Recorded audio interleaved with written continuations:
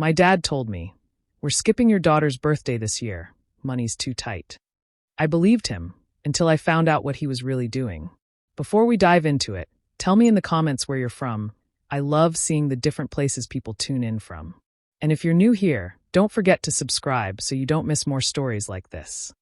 I'm Emily, a single mom in my early 30s, and my world revolves around my little girl, Lila. She's 7, with the kind of smile that lights up a room, but lately I've been fighting hard to keep that smile shining. My dad, Frank, has never made it easy.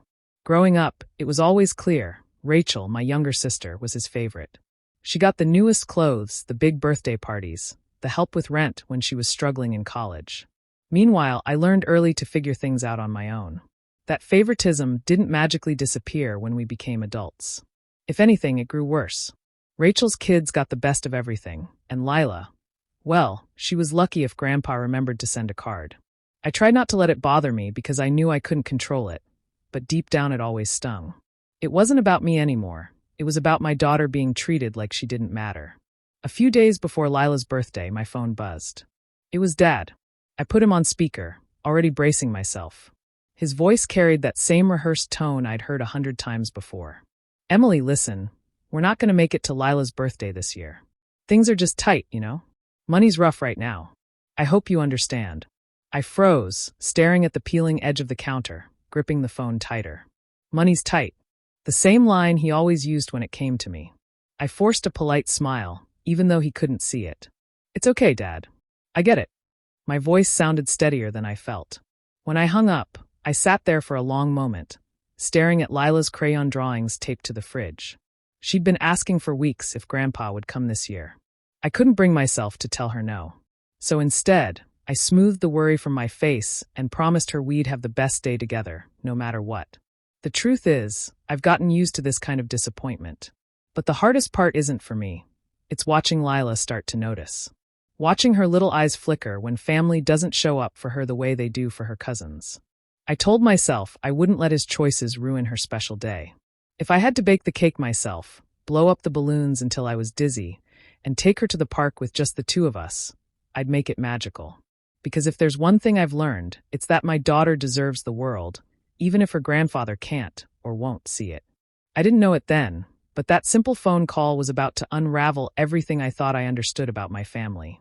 And the truth I would discover would cut deeper than I could have imagined. The morning of Lila's birthday started with flour dusting my kitchen counters and the sweet smell of vanilla filling the air. I had stayed up late the night before, frosting a simple cake with pink swirls because she'd told me, very seriously, that pink made her feel like a princess. Balloons bobbed around the living room, taped in uneven clusters, and I strung paper streamers across the wall, careful to make it cheerful even if it wasn't extravagant. When she bounded into the room, her hair still messy from sleep, her eyes widened like I'd surprised her with the moon itself. "Mommy, it's so pretty," she squealed, clapping her hands. I kissed the top of her head, swallowing down the ache that threatened to rise. For her, this little world of cake, balloons, and a day at the park was enough. I promised myself I would make sure it stayed that way. As we sat down with the cake, she grew quiet for a moment, her small finger tracing the frosting flour I had piped unevenly on top. "Will Grandpa and Grandma come later?" she asked softly, not meeting my eyes. My heart squeezed, and I forced a smile that didn't quite reach. "Not this time, sweetheart," I said gently. "But they love you." She nodded slowly, trying to accept it, though I could see disappointment flicker across her face before she blew out her candles. The afternoon was spent at the park. I packed sandwiches, apple slices, and juice boxes, and we sprawled on a blanket under a tree. Lila darted back and forth to the swings, her laughter carrying on the breeze. Other families had children running around, and I could see her watching them, longing for more people to join us. Still, she stayed cheerful, proudly holding up her balloon as if it was her own trophy. By evening, we were both tired but content, curled up on the couch with frosting sticky fingers and crumbs scattered on the plate between us. My phone buzzed with a notification. It was a video forwarded by my cousin, no caption, just a casual share. I opened it absent-mindedly, and the sound of upbeat music immediately filled the room. On the screen, children were bouncing inside a massive inflatable castle, colorful streamers fluttering in the background. A man in a clown costume juggled while parents cheered. My stomach dropped when the camera panned across the yard and froze on a familiar figure. My dad. There he was, laughing with a drink in his hand, handing out presents, calling kids over like the proud patriarch he always pretended to be. Behind him, Rachel stood surrounded by piles of brightly wrapped gifts. Kids tore into boxes while parents clapped. A magician appeared on screen, pulling scarves from a hat, and my father was right there in the center of it all, paying, hosting, enjoying every second. I stared at the phone, my hands trembling. Just hours earlier, I had told my daughter her grandparents couldn't come because money was tight. And here was the truth staring back at me. It was never about money. He hadn't just skipped Lila's birthday. He had chosen Rachel's children over her without a second thought. I locked the phone, pressed it against my chest, and fought the hot sting in my eyes. Lila leaned against me, still humming to herself, unaware of the storm building inside me. That was the moment everything shifted. The lie I'd believed crumbled, and with it, so did the last fragile thread of trust I'd held on to. Lila was curled up beside me on the couch, her head resting against my arm. I had been quiet for too long, still reeling from the video I'd watched earlier, trying to mask the storm raging in my chest. She tilted her face up toward me, eyes wide and searching, and whispered, "Mom, don't they need me?" The words pierced through me sharper than any insult ever could. My breath caught, and for a moment I couldn't speak. She wasn't too little to notice anymore. She understood that her grandparents had been somewhere else, laughing with cousins, while her day passed quietly without them. That single question shattered something inside me, because it wasn't just about me being overlooked anymore. My little girl was old enough to feel it, too. I brushed her hair back from her forehead and forced a steady tone. "Of course they need you," I told her softly, but my chest ached because I knew she didn't believe it. I could see it in the way her shoulders slumped and her eyes turned down. Memories rushed through me uninvited, piling one after another. Dad covering Rachel's rent for almost a year when she fell behind, while I scraped together coins just to keep the lights on. Him slipping her envelopes of cash for weekend getaways, while I worked double shifts and prayed I could buy Lila a new backpack for school. I remembered the time my car broke down, and instead of helping me, he told me to figure it out. 2 weeks later, I saw photos of Rachel smiling on a beach, the vacation fully funded by him. I had tried for so long to swallow that unfairness, to tell myself it didn't matter, that I was strong enough without his help. But sitting there with my daughter's small voice echoing in my head, I realized this wasn't just about unequal treatment. This was about a little girl growing up with the gnawing feeling that she wasn't as important as her cousins. That betrayal cut deeper than anything I had endured before. I could take his indifference, but watching it wound my child left me hollow and furious all at once. I wrapped my arms around her and kissed the top of her head, holding her closer than ever. She sighed and closed her eyes, trusting me to protect her, even as my own trust in my father collapsed completely. For years, I had made excuses for him. Now I couldn't anymore. It wasn't just my disappointment, it was her pain. And that changed everything. A few days passed in a haze, though the weight of that video never left me. I went through the motions, packing lunches, folding laundry, helping Lila with her homework. But underneath it all, my chest burned with something I couldn't push down. Then one morning, there was a knock. When I opened the door, my father stood there holding an envelope, his smile practiced, almost smug. "Thought you could use a little help," he said, pressing the folded paper into my hand. "Just trying to look out for you." I didn't respond. I waited until he walked back toward his car before I unfolded it. My stomach tightened when I saw the amount, a rent check written neatly in his handwriting. To anyone else, it might have looked like kindness, a father stepping in to support his daughter. But I knew better. He wasn't here because he cared. He was here to clear his conscience, to parade as the man who provided. I stared at the numbers on that slip of paper, my pulse quickening. Where was this supposed generosity when I had begged for help years ago, balancing 2 jobs just to keep food on the table? Where was this concern when I was counting pennies for gas while Rachel got new furniture delivered to her apartment on his dime? And more than anything, where was this help when his granddaughter sat by a half-deflated balloon, wondering why her family had chosen not to show up? The check trembled in my hand as I felt the fury rise. This wasn't help, it was performance. A stage gesture so he could say to the world, "Look, I support Emily too." My jaw tightened. No more. I grabbed my phone and snapped a picture of it, the camera shutter loud in the stillness of the room. Then I reached for a red marker from Lila's art supplies and dragged the tip across the paper in bold, unshakable strokes. Return to sender.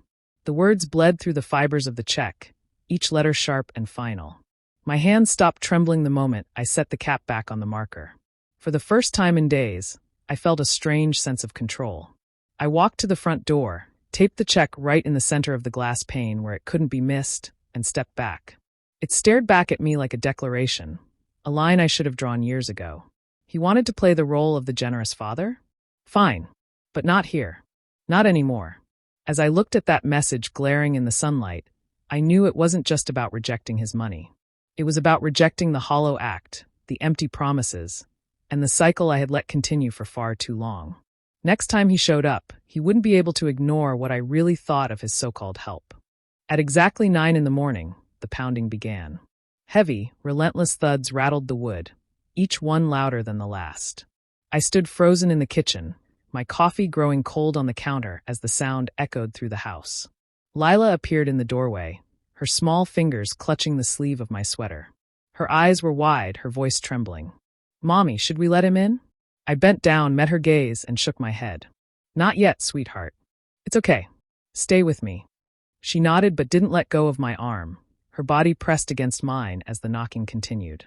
The noise carried on for what felt like forever, 5 minutes, then 10. By the time 20 had passed, the rhythm had shifted from sharp knocks to angry fists demanding attention. Finally, I pulled in a slow breath and walked to the door. My hand hovered on the knob for a moment, steadying myself before I pulled it open. There he stood, red-faced from the effort, eyes narrowed like I had wronged him. Without a word, I lifted the envelope taped inside the glass pane, the one I'd marked in red. I held it between us, the words slashing across it clear as day. His face faltered, confusion flickering into indignation. "What's this?" he asked, his tone dripping with feigned innocence. "You know exactly what it is," I answered flatly, my grip firm as I pressed the paper back into his hand. "I don't need it." He shook his head as if I were being unreasonable. "Emily, don't be dramatic. I'm just trying to help you out. That's what fathers do." The words hit like poison. My laugh came out sharp, humorless. "Help? Is that what you call it? Because I didn't see any of that so-called help when your granddaughter was sitting at home on her birthday, wondering why you didn't show up." His mouth opened, but I didn't give him the chance. The words spilled out, years of silence finally breaking. "Don't play dumb. I saw the video. You said you couldn't afford to be here, but you had no problem paying for clowns, inflatables, and mountains of gifts for Rachel's kids. Do you know what it did to Lila, realizing you didn't come because you didn't want to?" He drew back slightly, guilt flashing before it hardened into defensiveness. "You're twisting things, Emily. You always do. Rachel just needs more support." I cut him off, my voice steady and cold. "No. Stop. This isn't about Rachel. This is about the way you keep showing her children they're worth more than mine. You lied to me, and worse, you lied to your granddaughter. That's not support. That's favoritism. And I'm done pretending it doesn't hurt." The silence that followed was heavy, his eyes darting as if searching for the right excuse. But for once, I wasn't backing down. I had drawn my line, and I wasn't letting him step past it. His jaw tightened as if my words had struck something he didn't want to admit. Then, just like always, he leaned on excuses. "Emily, you don't understand. Rachel has her hands full.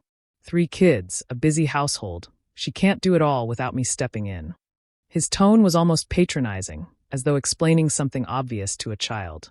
I felt my pulse hammering in my temples. "And what about me?"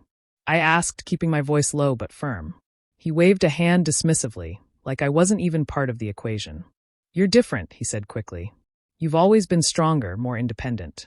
You don't need as much from me. You've managed fine on your own all these years. Rachel well, she struggles more. She needs me." The words made my stomach twist. Stronger? Independent? Those weren't compliments. They were his excuses for neglect. I wasn't being seen as capable. I was being punished for surviving without him. When I mentioned the party, his expression hardened further. "It was just a celebration," he muttered. "Nothing to make such a fuss over. Kids bounce back fast. Lila will forget all about it soon enough." That was it. The casual dismissal of my daughter's pain snapped something inside me. My voice shook, not with fear, but with rage I had held back for too long. "You think this is about one party? About a bounce house and some clowns? It's not. It's about every time you've looked at Rachel and decided she mattered more. Every rent payment you covered for her while I juggled 2 jobs. Every trip you paid for her while I skipped meals to keep the lights on. Every moment Lila has been treated like she was invisible to you. I saw him flinch, but I didn't stop. The words had been bottled up for years, clawing to get out, and now they tumbled into the open with a force I couldn't hold back. This isn't about me being strong. This is about you choosing again and again to leave us behind. And now my daughter feels it too. Do you understand that? She's old enough to notice. She's old enough to ask me why you don't need her. His lips parted as if to argue, but I could see the cracks forming in his facade. The excuses, the deflections. None of them could cover the truth I had laid bare. For once, he had no quick defense. The silence between us stretched heavy and sharp, and for the first time in my life, I wasn't the one scrambling to make peace. His face reddened, his mouth opening and closing as though some defense might still save him. But I had nothing left to hear. My eyes locked on his, steady, unshaken. The words came out sharp, unshakable, cutting through the air between us. If Lila isn't good enough for you, then neither am I. For a moment, he froze. The weight of the sentence hung there, impossible to ignore. His protests started immediately, his voice rising, desperate to claw back control. But I didn't waver. My hand pressed against the door, pushing it shut until only a sliver of his face remained visible, then nothing at all. His voice carried on the other side, pleading, scolding, demanding, but I refused to answer. The lock clicked into place, a final boundary drawn. The quiet that followed was startling. My chest rose and fell as though I had been holding my breath for years and finally let it go. Then I felt small arms slip around my waist. Lila's head rested against me, her warmth steadying my shaking hands. She tilted her face up, her eyes wide but calm. "It's okay, Mommy," she whispered, her voice steady in a way that cut straight through me. "I only need you." Tears pricked the corners of my eyes, not from weakness but from the sudden clarity her words brought. All this time, I had been measuring myself against a scale built by someone who never truly saw me. I had fought for scraps of approval from a man who gave it freely to others while leaving me and my child behind. And here, in my arms, was proof that none of that mattered. My daughter didn't need him. She needed me, the mother who showed up, who stayed, who loved her without conditions. In that moment, I understood with a certainty that shook me to my core. His validation was worthless. The only love that counted was already mine, wrapped around me in the form of a 7-year-old who believed I was enough. The banging outside faded, and so did the years of reaching for something I would never receive. The door stood closed, not just against him, but against every doubt he had planted in me. For the first time, I didn't feel lesser. I felt whole. The call came less than an hour later. Emily's phone lit up with Rachel's name, the screen practically buzzing with the same energy Emily knew she would hear in her sister's voice. She answered anyway, already bracing herself. Rachel didn't waste a second. "How could you do that to Dad?" she snapped, her tone sharp enough to cut glass. "Do you have any idea how humiliated he feels? You just had to make everything about you." Emily held the phone steady, her voice calm in contrast to her sister's fury. "I didn't humiliate him, Rachel. He humiliated himself when he lied to me, when he let Lila believe she wasn't worth celebrating, when he played favorites like he always does."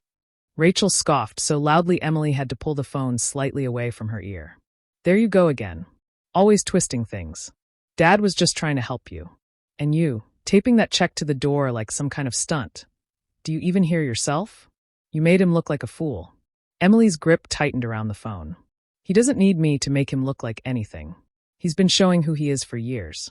You just don't want to admit it because you're the one he chooses. He's always there for your kids. He throws parties, buys gifts, shows up. But when it comes to Lila, suddenly there's an excuse. Always a reason he can't." The silence on the other end stretched thin before Rachel's voice returned, colder this time. "So now you're saying he's a bad grandfather? That's what this is about. You're jealous. That's all it's ever been. You want Dad's attention, and when you don't get it, you create drama." Emily exhaled slowly, refusing to let her sister's words cut as deeply as they once would have. "I don't need his attention, and I don't need yours. What I need is for my daughter to know she's loved. I'm done pretending Dad's behavior is normal. I won't let Lila grow up thinking she's less than just because she wasn't born into his favorite branch of the family." Rachel's reply came clipped and final. "You've made your choice then. Don't call me crying when you realize what you've done." And with that, the line went dead. Emily set the phone down on the kitchen counter and let out a long, steady breath. Instead of the crushing weight she might have expected, there was a strange lightness pressing against her chest. For the first time in years, she felt the fog of guilt and obligation lifting. She walked into the living room where Lila was sprawled across the rug, coloring a picture of balloons and streamers in bold shades of red and blue. The little girl looked up and grinned. "Look, Mommy, it's our party." Emily's throat tightened, but this time with something closer to joy than sorrow. She knelt beside her daughter and kissed the top of her head. The family she needed was right here, already whole. For the first time in a long while, Emily felt free. The weeks that followed settled into a rhythm Emily hadn't known she was capable of creating. It started with something small, something she could control: Saturday mornings. Instead of waking up dreading another call that might or might not come from her father, Emily and Lila began their own ritual. Together, they whisked batter in a big glass bowl, splattering flour across the counter. Lila giggled every time her pancakes came out lopsided, and Emily found herself laughing along, realizing the imperfection was what made the moment special. Soon, it grew into more than just mornings. On warm evenings, Emily strung a sheet across the fence, borrowed an old projector from a friend, and turned their backyard into a private cinema. Lila would curl up in a blanket, a bowl of popcorn in her lap, eyes wide as animated characters danced across the fabric. Emily sat beside her, not watching the movie so much as watching her daughter's face glow with excitement. Each week added a new thread to the tapestry they were weaving. Sometimes it was a walk down to the lake where Lila collected rocks she insisted were treasures. Other times it was a trip to the farmer's market, where Emily let her daughter pick one piece of fruit they'd never tried before. These small adventures stitched themselves into their lives, slowly becoming the anchor of their bond. For once, Emily wasn't waiting. She wasn't checking her phone for her father's texts, or marking the calendar in hopes he might remember an important date. She wasn't explaining away disappointments or rehearsing excuses on his behalf. Instead, her focus narrowed to the little girl who held her hand tightly, who looked at her as if she were the whole world. And the change in Lila was undeniable. The shy hesitation that had once clouded her eyes began to lift. She grew bolder, volunteering to answer questions in class, proudly showing her drawings to neighbors, even telling Emily one night before bed, "Mommy, I think we're the best team." The words struck Emily harder than she expected. Not because they surprised her, but because she realized they were true. There was no need for outside approval, no desperate chase for scraps of affection from people who couldn't give it freely. Every smile on Lila's face was proof that Emily was already doing what mattered most. One evening, as Emily tucked her daughter into bed, Lila whispered, "I love our new things. Can we keep them forever?" Emily brushed a strand of hair from her daughter's forehead and nodded, her chest swelling with a quiet certainty she hadn't felt in years. "Yes, baby," she said softly. "Forever." As the house settled into silence that night, Emily sat by the window, reflecting on the months behind her. For the first time, she felt a calm that wasn't born of resignation, but of strength. The approval she once chased had lost its power.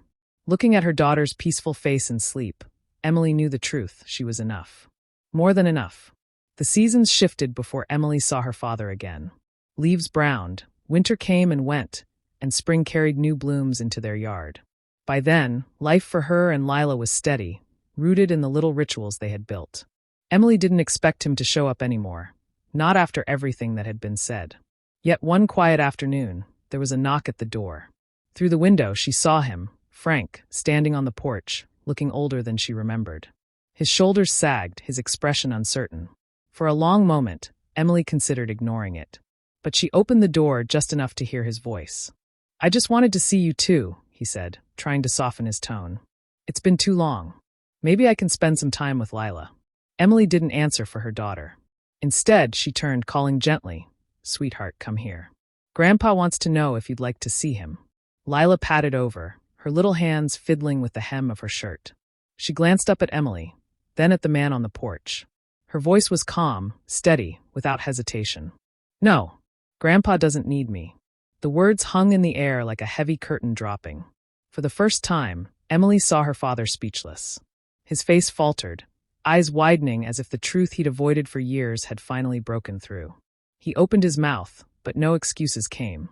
Emily's heart tightened, not from guilt, but from clarity. She didn't need to raise her voice or hurl accusations. The choice had already been made, not by her, but by the little girl he had failed to cherish. She met his stunned expression with quiet finality. "You heard her," she said, her voice even. Without waiting for a reply, she closed the door, the latch clicking softly into place. Inside, Lila leaned against her. There were no tears, no confusion, just the calm assurance of a child who understood her worth. Emily bent down and kissed the top of her daughter's head. Together, they walked back into the living room, the sound of the closing door still echoing faintly in the background. That was Emily's revenge, not a scene, not a fight, not a spectacle. It was the undeniable proof that she had raised her daughter strong enough to see through hollow promises. Lila didn't crave his approval, and Emily no longer sought it either. The silence that followed was more powerful than any words could have been. Outside, Frank lingered for a while, then slowly walked away, carrying the weight of rejection he had earned himself. Inside, Emily felt no triumph, only peace. She knew then that true strength wasn't in tearing him down. It was in building her daughter up. And in that quiet victory, she had already won. "Do you think I made the right choice by closing the door on my dad, or should I have given him another chance? Tell me in the comments. I'm really curious. And don't forget to subscribe for more stories like this. Do you think I made the right choice by closing the door on my dad, or should I have given him another chance? Tell me in the comments. I'm really curious. And don't forget to subscribe for more stories like this.